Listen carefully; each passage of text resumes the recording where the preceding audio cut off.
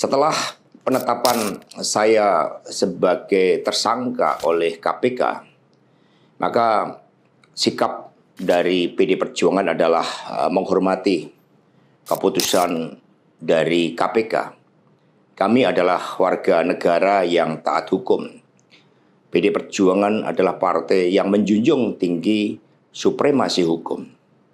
Sejak awal ketika saya mengkritisi bagaimana demokrasi harus ditegakkan, bagaimana suara rakyat tidak bisa dikebiri, bagaimana negara hukum tidak bisa dimatikan, dan bagaimana watak kekuasaan yang otoriter, yang menindas rakyatnya sendiri harus dihentikan.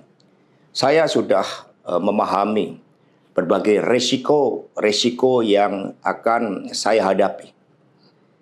Maka sebagai murid Bung Karno, saya mengikuti apa yang tertulis di dalam buku Cindy Adams ini.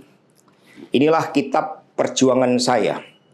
Dan seluruh kader-kader PD Perjuangan sekarang memasuki tahap bab 9. Di mana Bung Karno ketika mendirikan PNI, prinsip yang dipegang adalah non-cooperation.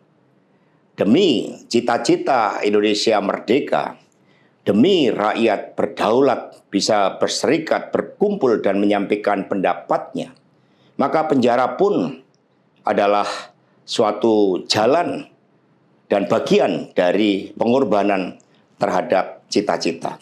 Itulah nilai-nilai yang diperjuangkan oleh seluruh kader PD Perjuangan.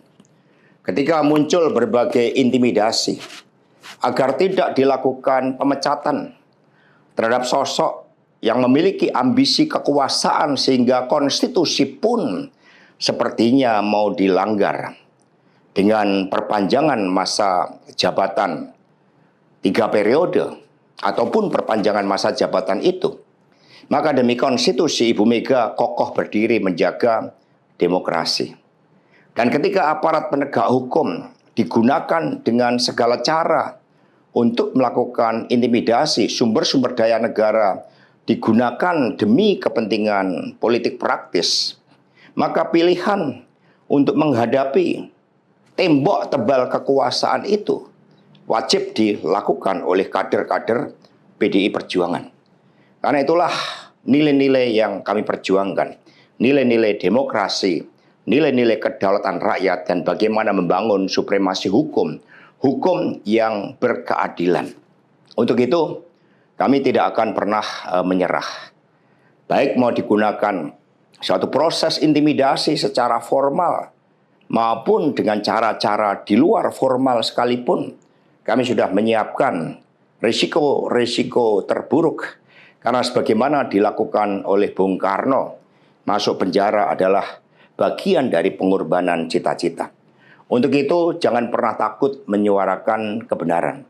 Kita jaga Partai Demokrasi Indonesia Perjuangan. Kita jaga marwah dari Ketua Umum PD Perjuangan dari berbagai upaya-upaya yang ingin merongrong marwah dan kewibawaan partai hanya karena ambisi kekuasaan. Kita adalah partai yang sah.